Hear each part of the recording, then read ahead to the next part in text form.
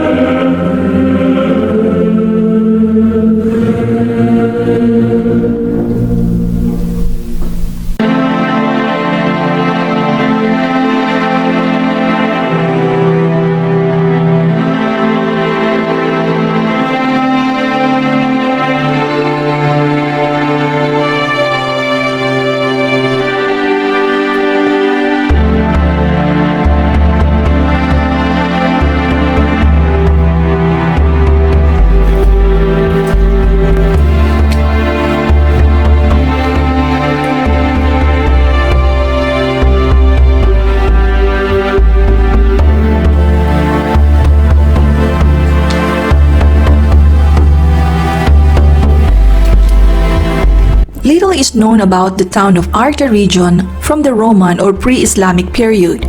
It is believed, however, that the old fortress on the town's hill dates to before the Islamic Arab possession of the island. In the Arabian era from the 10th to 13th century, and even during the early days of Catalan rule. The fortress was known as the Almudena, which means something like castle or fortress in Arabic.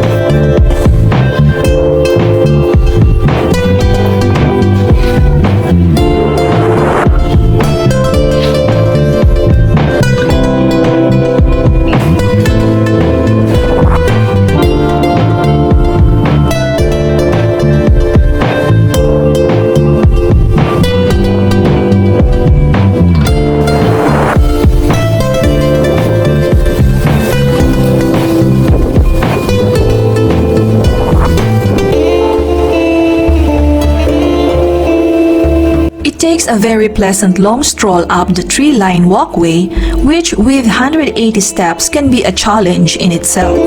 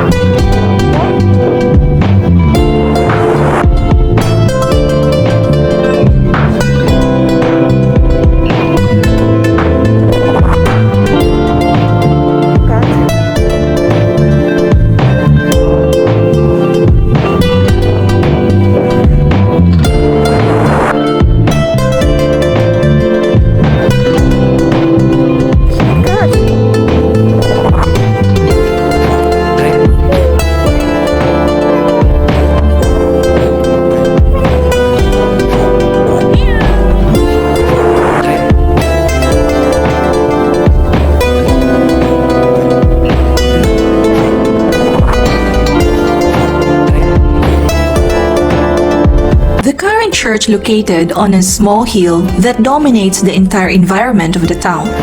The most remarkable elements of the complex are the walled enclosure.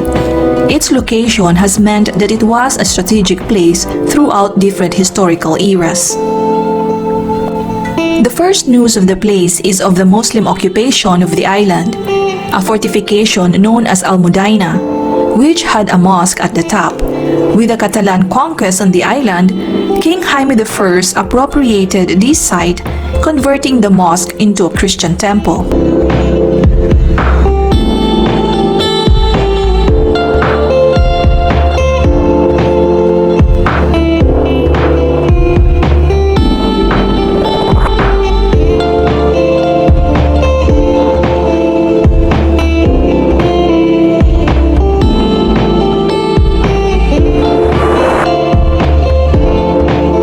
The enclosure of the wall describes as an ellipse of 93 by 24 meters, highlighting the largest tower, dedicated to San Miguel. The wall has been considerably modified. In the 16th century, it was rebuilt as a place of refuge for the locals from the attacks, and in the 1967, the entire enclosure was restored. At the request of the Society of Friends of Castles, building a new tower and placing battlements around the perimeter.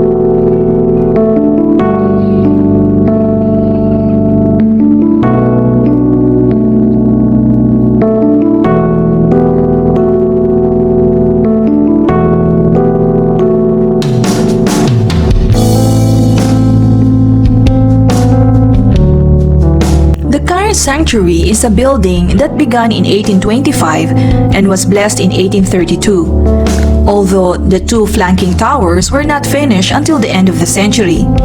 Formerly, it is a church in the Renaissance style with a Latin cross without apse and covered with a barrel vault. In the dome, decorated by Salvador Torres in 1892, the glory is represented. The primitive 13th century church was burned when it was used as a hospital during the plague of 1820. The present-day Church of San Salvador in 1832 is inspired by Renaissance models over the years. The church has become the village spiritual center.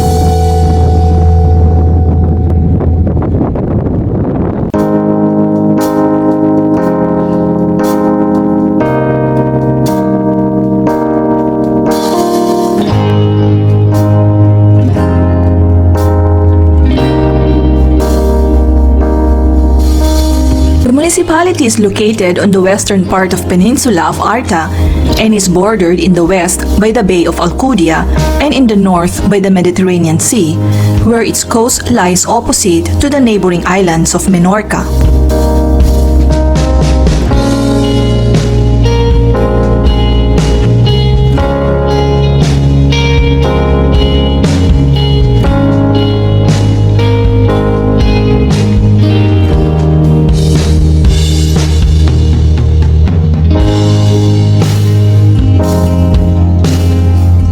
municipality is also characterized by extensive areas of uninhabited terrain, especially in the regions in the mountains of the Serres de Levante. Today, this natural region has become very barren as a result of the numerous forest fires in recent years.